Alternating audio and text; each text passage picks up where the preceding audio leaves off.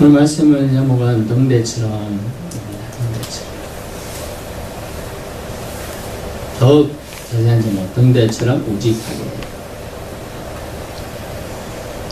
밤하늘의 별을 바라보고 있다 보면 어떤 별은 유독 반짝이고 있습니다. 반짝반짝반짝. 어떤 별은 꿈쩍도 하지 않고 그 자리를 지키고 있습니다. 이런 별은 많은 사람들의 방향과 길잡이 역할을 해주기 충분합니다. 이게 얼마나 멋진 자리매김인가 싶습니다.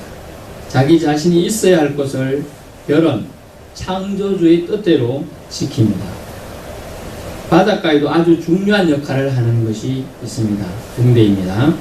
수많은 배의 운명은 사람의 목숨을 인도하여 무사히 항구로 돌아오게 해줍니다. 구조물 중에 참 의미 있는 구조물이지요. 건물도 제 역할, 제자리 잘 지킬 때 참 아름답지 않습니까?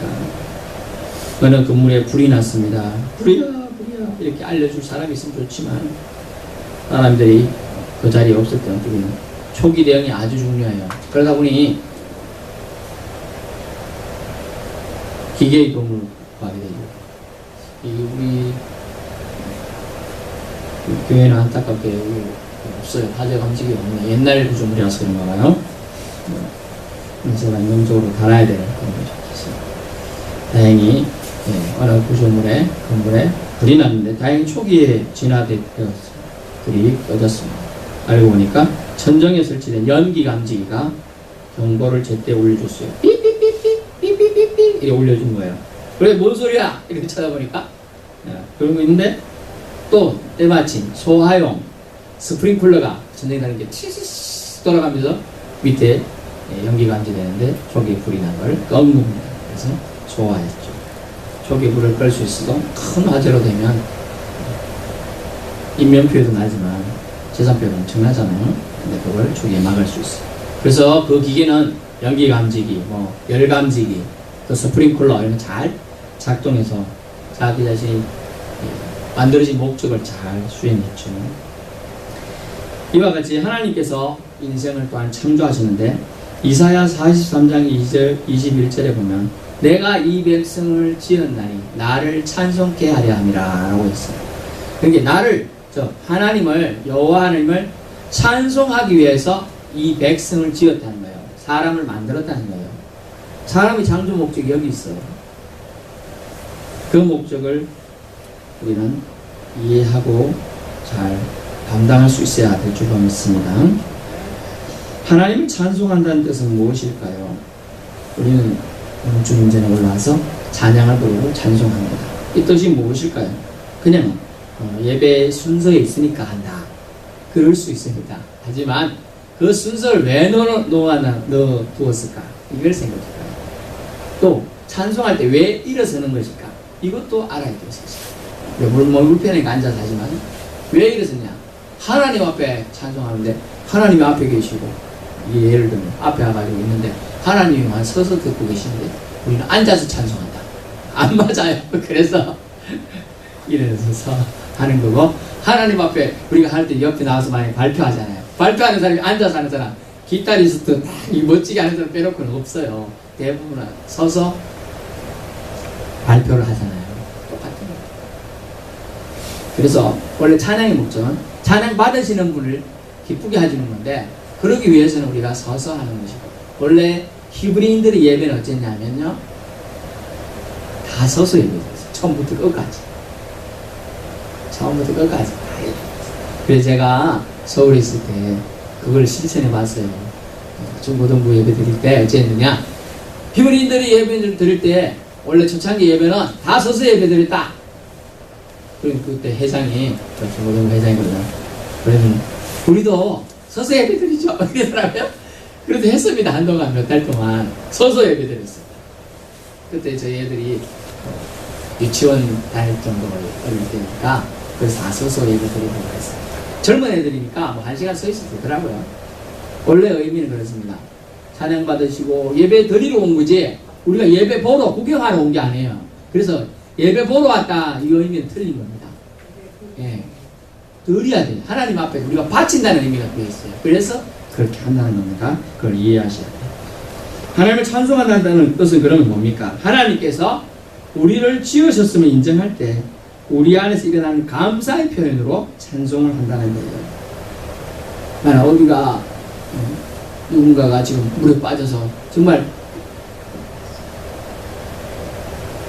숨이 차가지고 물에 들어갔다 나왔다 하는데 어떤 사람이 손을 탁 깨가지고 탁 잡아 당겨주면 어때요?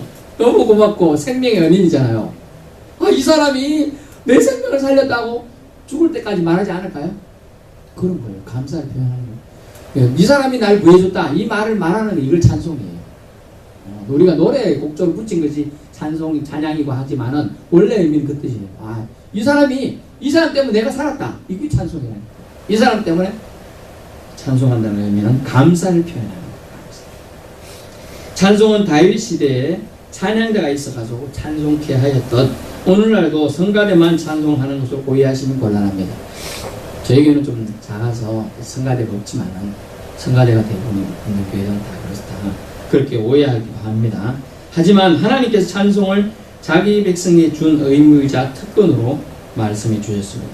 찬송은 하나님을 높여드리는 것이 첫 번째 된 목적이라는 것입니다. 찬양대는 찬양으로 직접적으로 높여드리면 되지만요, 일반 평신도들은 또는 일반 시민들은 우리의 직업이나 소임 있는 자리에서 허락된 능력 안에서 최선을 다하는 것, 이것이 찬송이에요. 이것이 찬양이에요. 우리에게 주어진 직업, 직분, 소임, 감당할 수 있는 일, 이것을 최선을 다하는 것, 이것이 하나님이 나에게 주신 걸 인정하는 거예요. 인정해야지 이걸 찬양할 수 있는 거예요. 하나님, 난 멋진 판사를 주시지 왜 이렇게 청소부를 하게 하셨습니까? 따지면 만족이 없죠. 그리고 하나님한테 감사를 드릴 수가 없는 거예요. 그 문제로 많은 중세시대까지 많은 사람들이 고민했어요. 그래서 켈빈이라는 사람이 신학자인데, 직업은 소명이다. 각 사람에게 빈부귀천을 우리는 말하지만 빈부귀천의 직업은 없어. 하나님께서 그 사람에게 맡기 때문에 그 직업을 주었다는 거예요. 청소부도 그 청소하는 데도 사람이 말이야 며칠만 청소 안 해봐야 서울 엉망이 돼버려요. 아니, 쓰레기 갖다 놨잖아요. 냄새 나잖아요. 우리도 치울 때 억지로 치우는데 갖다 놨는데 그거 며칠 동안 있다고 생각해 보세요. 근데 지나가는 고양이가 다 치워놔서 냄새 되나? 펄펄 나. 근데 그걸 누군가 청소부가 그 다음 새벽에 다 치워놨어. 또 깨끗한 물 청소까지 다 해놨어. 냄새 안 나. 얼마나 좋아. 그걸 3일, 4일, 심지어 서울 지난번 대낮에 한 달 동안 쳐가지고 그 냄새 감당 안 됩니다, 여러분. 냄새. 청소부의 역할을 다 했어요. 이게 하나님을 높여야 돼요. 아이고, 그 사람 돈 주니까 했겠지. 이게 아닙니다. 그렇게 생각하면 안 돼요. 똑같은 사람 위에 사람 없고 사람 밑에 사람 없는 거예요. 그렇게 생각하면 하나님이 그 사람을 지은 걸 우리가 정죄하고, 그리고 하나님을 정죄하는 것이고 하나님을 욕하는 거예요. 그러므로 우리는 우리에게 주신 소임, 직업, 달란트 안에서 최선을 다하면 돼요. 그것이 바로 찬양이라는 것이죠. 그것이 찬송하는 것이죠. 본문에 특별히 저 하늘의 별, 스타라고 하죠. 스타. TV 보면 스타들이 많이 나오는데 스타같이 빛날 일을 알려주십니다. 그것은 왜 하나님께서는 많은 사람을 옳은 대로 돌아오게 한 자를, 이 옳은 데가 어딜까요? 네, 천국. 네, 지금 하나님께가 옳으신 분은 이 세상에 없어요. 옳으신 분은 오직 하나님밖에 없어요. 그래서 하나님께로 돌아오게 한 자, 별과 같이 영원토록 빛나게 하실 것을 말씀해 주셨어요. 그것은 하나님께서 가장 기뻐하실 일을 그 사람이 하였기 때문에 옳은 대로 돌아오게 합니다. 영혼을 하나님께 쳐다드리는 것이 최고의 가치 있는 일이에요. 만약 그런 가치가 없다고 생각한다면 내려놓음의 저자인 이 땡땡 선교사님 같은 서울대학을 나오고 최고의 직장에 멋진 사람, 잘 나가셨습니다. 박사. 그런데 주님이 내려놓고 최고의 가치를 영혼 구원임을 그는 깨달았어요. 모든 걸 내려놓고 몽고로 갔어요. 부부가 다 갔어요. 신기하다. 세상적으로 따지면 엄청난 연봉을 제시받고 살 수 있었지만 가서 우리가 여기서 보면 마을이 보이지만 이 전체 마을 한 개, 이 전체 마을에 집 한 개 딱 있는 그런 곳에 가서 하고 또 하루 종일 그래서 한 명 만날 동 말동한 데 가서 성경을 그런 분도 있다. 그런데 그런 분의 가치는 뭡니까? 영원히 하나님을 깨로 돌아오게 하는 것. 이것이 최고 중요하다는 걸 알았기 때문에 저와 여러분이 다 그러라는 뜻은 아니에요. 여러분이 있는 자리에서 여러분의 빛을 발해야 한다.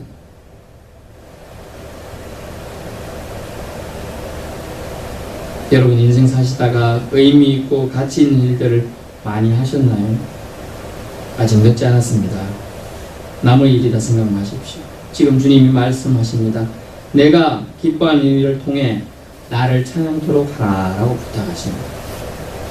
이 말씀을 받은 자의 찬송은 영혼 구원을 위해 헌신하는 거죠. 본문의 말씀. 많은 사람을 옳은 대로 돌아오게 한 자는 이 말씀을 받고 너무 찔리고 나는 이 말씀을 감당해야 돼. 다른 거 모든 거 필요 없어. 행복하지 않아. 이렇게 느끼는 사람이 있어요. 그런 사람은 선교사나 목회자가 됩니다. 누구는 찬양으로, 누구는 전도로, 누구는 등대처럼 자리매김을 통해서 주님이 주신 위치의 역할을 감당한다는 것입니다. 1절에 보니까 하나님께로 1절에 이 백성 중에 책에 기록된 모든 자가 구원 얻도록 인도해 주는 거다라는 표현이 있어요. 아주 놀라운 표현이죠. 네 민족을 호위하는 건군주 미카엘이 일어날 것이요. 군사장입니다. 군대 장관입니다. 또 환란이 있으리니 이는 개국 이래로 그때까지 없던 환란이 있어요. 그때 네 백성 중에 책에 기록된 모든 자가 구원을 받을 것이요. 다 내일서가요. 예언서인데 그때 완전 세상이 멸망할 거다 이렇게 생각하고 심판만 간주하는 줄 알지만 사실 아니에요. 분명히 보세요. 네 백성 중 책에 기록된 모든 자가 구원을 받을 것이라. 아멘. 구원의 길을 열어준다는 오히려 구원의 길을 열어주신다. 단 한 영혼이라도 나로 인해 주님의 사랑을 깨달아 주께 돌아오게 인도하는 것이 사명이라는 뜻이 됩니다. 재림을 기다리는 우리는 잘 기다려야 한다고 그랬죠. 인내하면서 주님의 뜻을 이루어드리기 위해 우직하게 모진 풍파와 파도와 그친 눈보라 속에서도 꿈쩍 않고 묵묵히 불을 밝혀 인도하는 등대와 같이 자리를 보수하며 자리매김을 확실히 하여야 합니다. 그것이 주님께 칭찬 듣는 일이며 주님을 찬송한 일이 된다는 것입니다. 목사님, 저는 목소리도 잘 안 나오는데 어떻게 괜찮아요? 제가 예전에 한번 경험한 적이 있습니다. 저는 예배는 무슨 일이 있어도 사수한다는 주의였습니다. 네, 직장 다닐 때입니다. 그런데 뭐 좋지 않은 일이 있다 보니까 마음이 우울했어요. 하지만 예배 참석하러 갔습니다. 예배를 드리려고 했는데 그 전까지 목소리가 잘 나왔어요. 제가 목소리가 좀 나쁜가요? 좋은 편인가요? 어쩌든지 제가 뭐 이렇게 목소리를 이제 자랑하는 걸 좋아하는데 다 하려는데 목이 딱 막힙니다. 목소리가 안 나와요. 걸걸한 목소리도 안 나와요. 내 마음이 불편한 걸 하나님이 아시고 사람의 목소리 내 찬양을 받지 않는다. 그리고 예배 끝날 때까지 마음을 조치했어요. 만약 하나님께 찬양 드리고 싶었는데 못했다. 그리고 회개했어요. 내 마음이 하나님 앞에 진심으로 무엇 때문에 네 마음이 그리 상했느냐 라는 음성을 들었어요. 무엇 때문에? 주일은 뭡니까? This is the day. 이 날은 주의 날일세. 기뻐하고 즐거워하세요. 이 날은 주의 날일세. 기뻐하고 즐거워하세요. 기뻐하고 즐거워할 날인데 너는 왜 우울해하고 침울해하고 상심해 있느냐라는 음성을 들어요. 우리가 얼마나 주일 전에 주님 전에 나올 때 사모하는 마음으로 나옵니까? 사모하는 영혼은 그 사모하는 만큼 주시는 거예요. 너는 네 입을 넓게 열라 내가 채우리라. 입을 넓게 열고 주님이 이만큼 열면 채워줄 걸 믿는 사람이 받는 거예요. 내가 지난번 기도해 보니까 주님은 쫌생이라 잘 안 주더라. 그래 조금밖에 안 하는 거예요. 하면서도 이 주실까? 이러면 안 줘요. 여러분이 그릇이 저도 넓어져야지만 넓어지실 수 있게 바랍니다.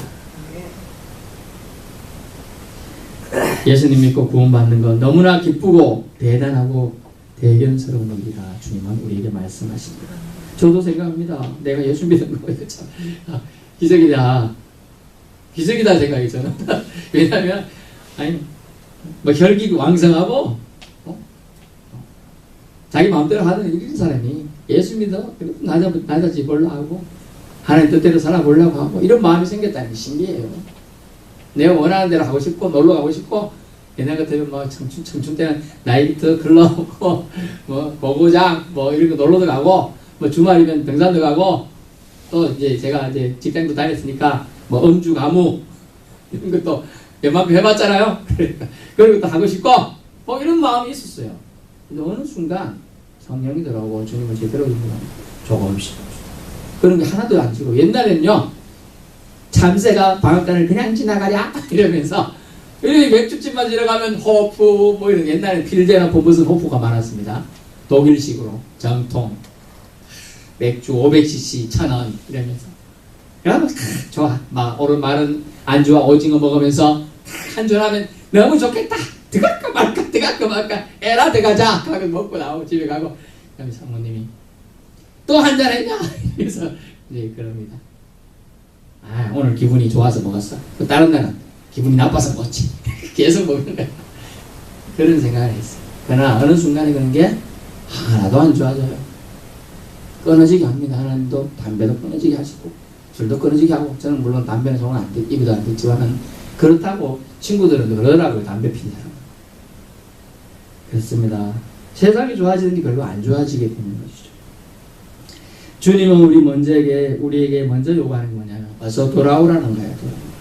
자녀들아 어서 돌아오라. 돌아오게 하는 역할을 하고 인도하게 하는 역할을 하면 우리에게 최고의 가치를 주님 부여해 주신다는 것이죠. 주님은 먼저 믿은 우리에게 책임을 물으시겠다고 하셨습니다.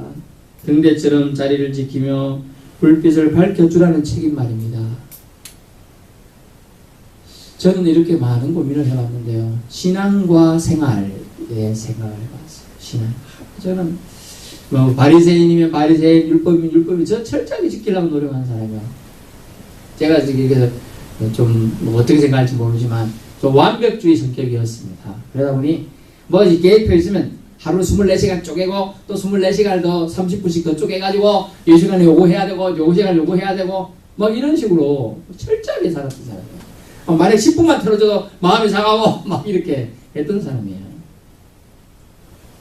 하지만 네가 있어야 될 자리가 하나님이 어디냐 라는 질문에 할 말이 없는 거죠. 직장 내내 7년 8년 다니면서도 이것은 아닌데 생각합니다.